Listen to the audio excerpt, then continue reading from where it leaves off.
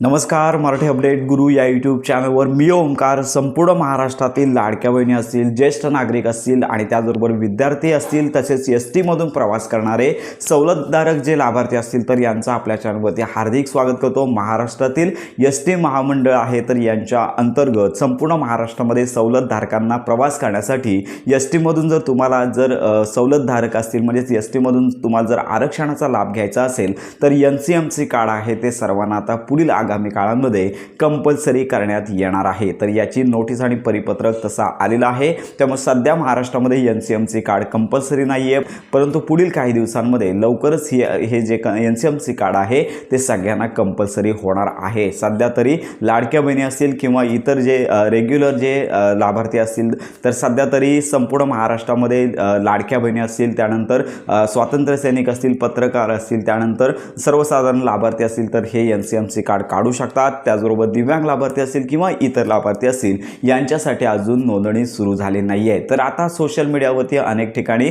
लाभार्थी आपल्याला प्रश्न विचारत आहेत की हे जे NCMC कार्ड आहे ती काढण्याची अंतिम तारीख काय आहे. सोशल मीडियावरती अनेक ठिकाणी अंतिम तारखेसंदर्भात माहिती दिली जात आहे. तर या संदर्भात आपण अगदी कमी वेळामध्ये थोडक्यात माहिती देणार आहोत. तर साधारणतः NCMC कार्ड आहे तर हे काढण्याची प्रोसेस आहे ती संपूर्ण महाराष्ट्रामध्ये एजंट मार्फत आणि अधिकृत डेपो मार्फत सुरू झालेली आहे. 199 रुपयामध्ये NCMC कार्ड आहे तुम्हाला काढता येणार आहे. तर याची अंतिम तारीख आहे अशी काहीच गोष्ट नाही आहे, कारण की NCMC कार्ड ही कायमस्वरूपी काढत राहण्याची म्हणजे चालू राहण्याची प्रोसेस असणार आहे. तर याच्या संदर्भात कुठल्याही प्रकारची डेडलाईन नाही आहे म्हणजेच की या तारखेपर्यंत NCMC कार्ड काढा तर असं नाही आहे. तर NCMC कार्ड ही कायमस्वरूपी चालणारी प्रक्रिया आहे. याच्यामध्ये नवीन NCMC कार्ड काढणे, त्याचबरोबर कार्ड रिन्यू करणे, तर अशा प्रकारची प्रोसेस आता यापुढे कायमस्वरूपी चालू राहणार आहे. कारण का NCMC कार्डचा जो वापर आहे तो आता नियमित प्रवासामध्ये केला जाणार आहे. फक्त एकच महत्त्वाची बाब, एकदा का NCMC कार्ड काढलं तर त्याची व्हॅलिडिटी साधारणतः 5 वर्षापर्यंत असते.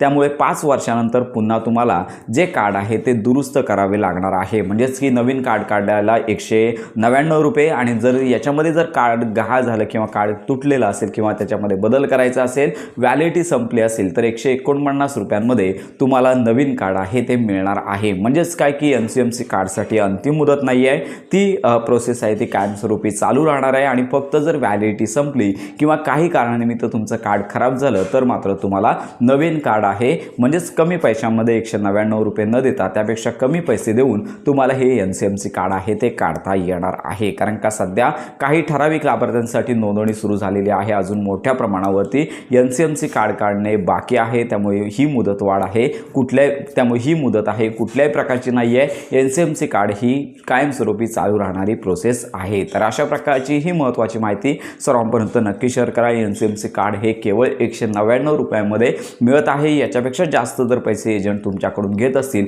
तर त्वरित तुम्हाला जवळच्या ST डेपोमध्ये या संदर्भातली तक्रार करायची आहे. आणि याचबरोबर 100 रुपयांपासून 200 रुपयांपर्यंत त्याच्यापेक्षा अधिक रिचार्ज आहे तो तुम्हाला करता येणार आहे. अनेक लाभार्थी आपल्याला विचारत होते की एकदा रिचार्ज केला की किती दिवस तो रिचार्ज वापरू शकतो. तर याच्यामध्ये सांगण्यात आलेलं आहे की NCMC कार्ड अंतर्गत एकदा रिचार्ज केला तर जोपर्यंत तुम्ही त्या पैशांचा वापर करत नाही आहे, जोपर्यंत तिकीट तुम्ही संपवत नाही आहे, तोपर्यंत ते पैसे तुमच्या अकाउंटमध्ये राहणार आहे. त्याची व्हॅलिडिटी तुमचं कार्ड जोपर्यंत व्हॅलिड असणार आहे तोपर्यंतच राहणार आहे. तर अशा प्रकारची ही महत्त्वाची अपडेट आहे. तुमच्या काही या संदर्भात शंका असतील तर व्हिडिओच्या कमेंटमध्ये नक्की कळवा. अशा प्रकारे योजनासंदर्भात खात्रीशीर माहितीसाठी आपल्या मराठी अपडेट गुरु या यूट्यूब चॅनलच्या कनेक्टमध्ये राहा.